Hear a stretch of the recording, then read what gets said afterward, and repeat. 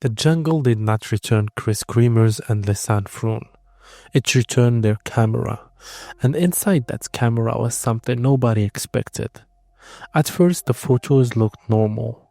Two young women smiling, a sunny trail, green mountains, a travel day that looked safe.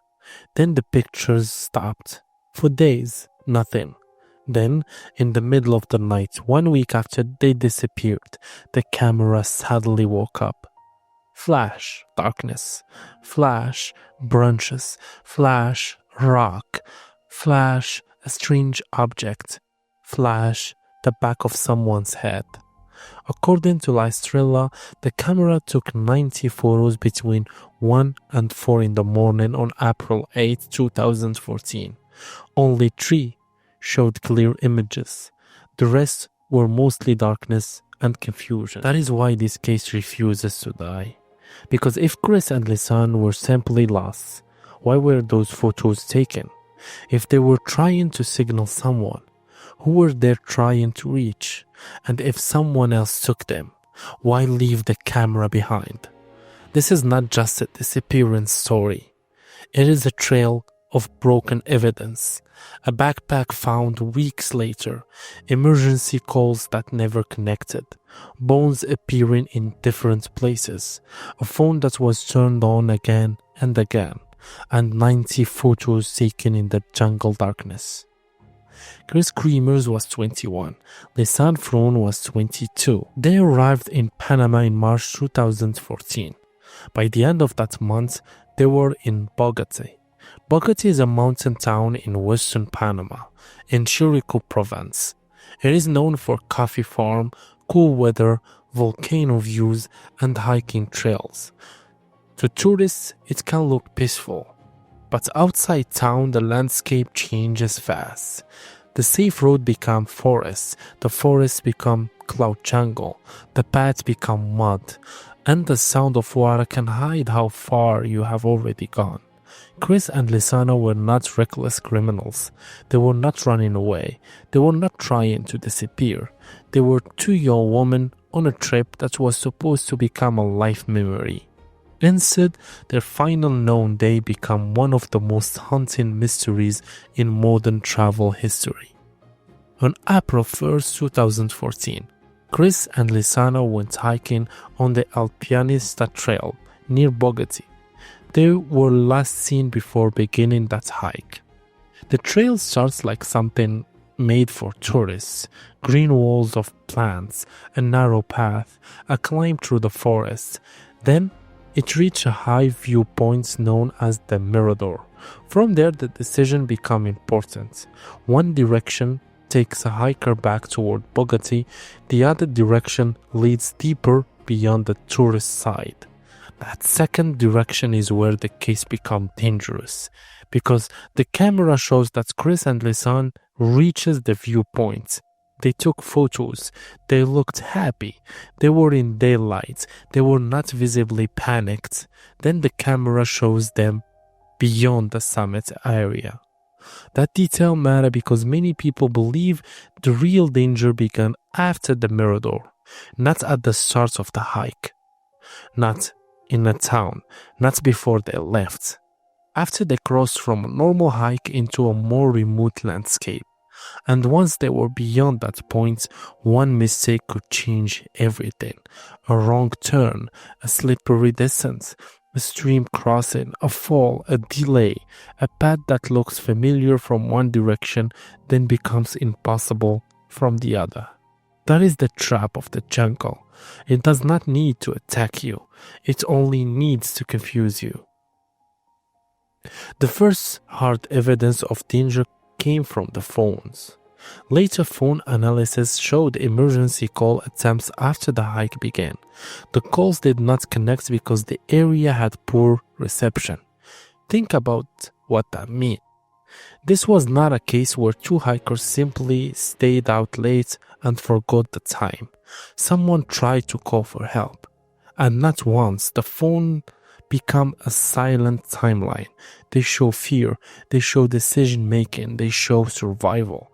They show that Kris and Lisanne were still trying. The first emergency attempt tells us something happened while there was still a chance. They were alive, they had their phones, they knew they needed help.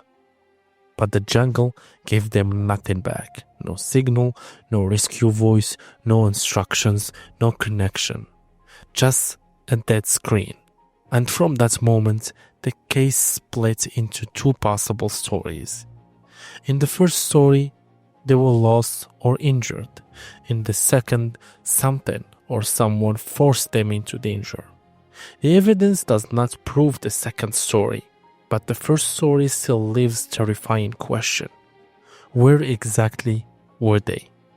Why could search team not find them? And how did their belongings end up so far from the trail? On April 2nd, Kris and Lisanne missed an appointment with a local guide. That was the first public alarm. They had not come back, they were not answering, they had not returned to their host family. A search began. Local authorities, rescue teams, dogs, and later Dutch investigators became involved. Their families traveled to Panama, and the reward was offered for information. But every day that passed made the jungle harder to read. Rain can erase footprints. Water can move objects. Mud can swallow evidence. Animals can scatter remains. And in that region, a person can be close enough to the search area but still completely hidden. That is one of the cruelest details of the case. The search was not happening years later, it was happening while the trail was still fresh.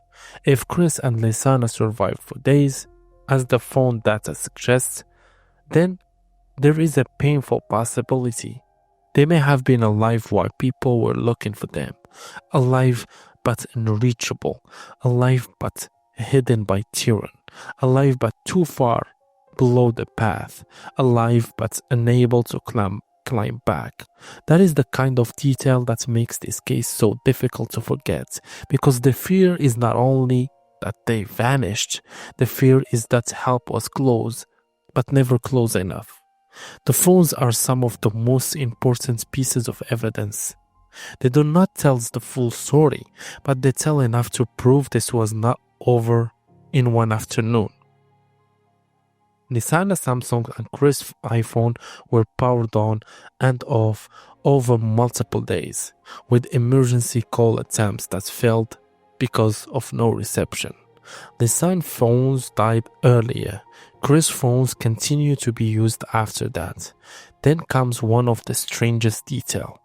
After a certain point, the correct pin for Kris' iPhone was no longer entered. That one fact opens a dark door. Did Lisanne have Kris' phone but not know the code? Was Kris unconscious? Was Kris no longer able to use it? Was someone trying to open it? Or was the phone being checked in panic with shaking hands, exhaustion, dehydration, and fear? No answer is proven. But the phone data shows the situation's worsening. At first, there are emergency attempts, then battery conservation, then failed access, then silence. That is not just data, that is a survival story told through a screen.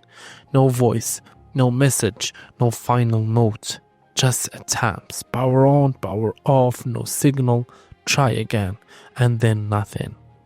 Weeks later, the case changed. A blue backpack was found near a riverbank close to Alto Romero in Bacos del Toro, Provence. Inside were the woman's phones, Lisanne's camera, sunglasses, cash, and other belongings. This discovery should have answered questions.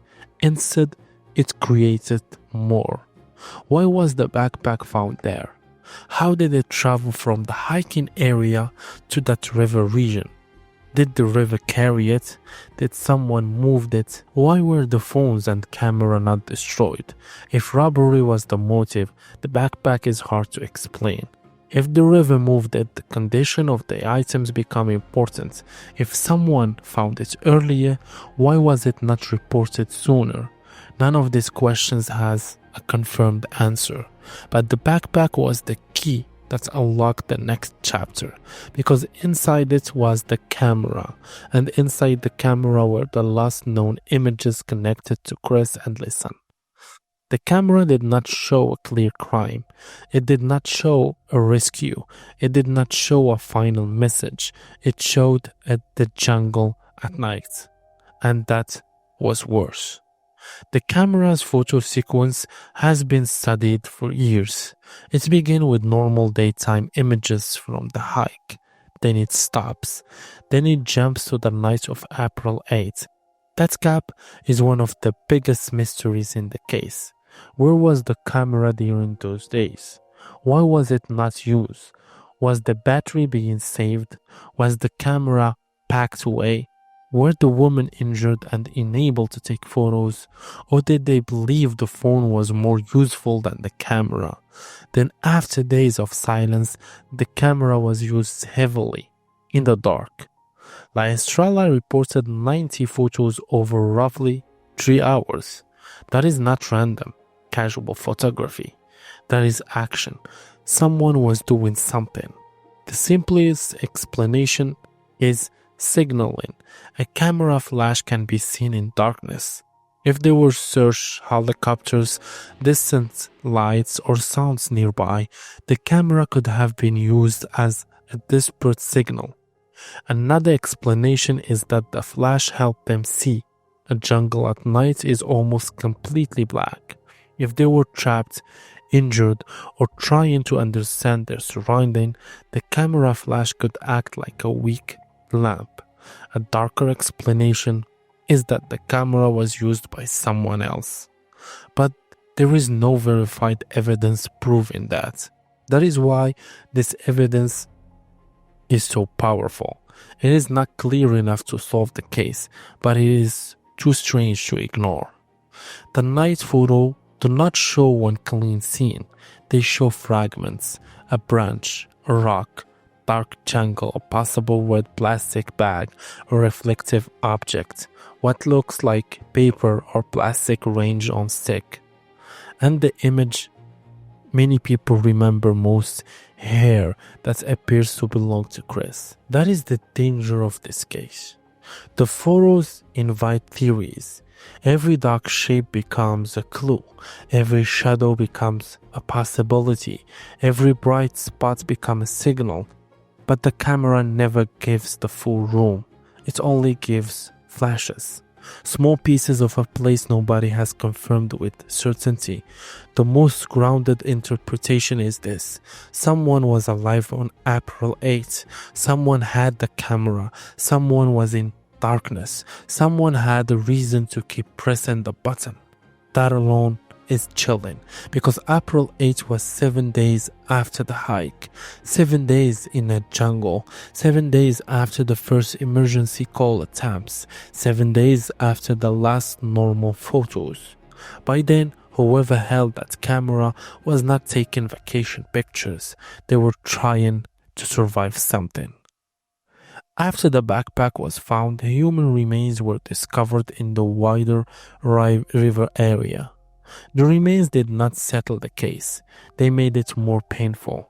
Only portions were recovered. The river area became central, and investigators had to work with what the jungle had left behind. That is the strongest official side explanation. A fall, injury, no signal, days of survival, death by exposure, injuries, or the environment. Then water moves the evidence. But even that explanation leaves holes. It does not identify the exact fall location. It does not explain every object in the night photos. It does not fully explain the backpack path. It does not prove who was alive on April 8th. And it does not tell us why the correct pin stopped being entered. The official direction may be accident, but the emotional truth is that the final chapter is still missing. People still talk about foul play because the case has unusual details. The backpack, the night photos, the scattered remains, the missing full skeletons, the phone behavior, the silence around the final route. But a strong documentary cannot turn suspicious into facts. There is no confirmed evidence proving Kris and Lisanne were murdered. There is no confirmed evidence proving they were abducted. There is no confirmed evidence proving the backpack was planted. What exists is a chain of unanswered questions, and unanswered questions are not the same as proof. Still, it is also fair to say this. The accident theory explains many parts of the case, but not all of them. It explains why emergency calls were made. It explains why the phones failed. It explains why the jungle and river could scatter evidence. It explains why the search did not find them quickly, but it does not explain everything with certainty. That is why the case remains open in the public mind. Not because every conspiracy is believable, but because the known fact stopped before the final moment, and when fact stops, imagination begins. More than a decade later, people are still trying to understand the root. This matters because the next breakthrough may not come from a confession. It may come from geography. The key question is not only who took the photos, the key question is where were the photos taken? If the night photos location can be found, it could tell investigators wherever Kris and Lisanne were near a river, below a cliff, close to a known trail, or in a place search team did not properly search. That means the jungle did not only hide evidence, it continued changing after the disappearance. The crime scene or accident scene did not stay frozen. It moved, it grew, it collapsed, it covered itself. And that is why the case is so hard to solve from a computer screen.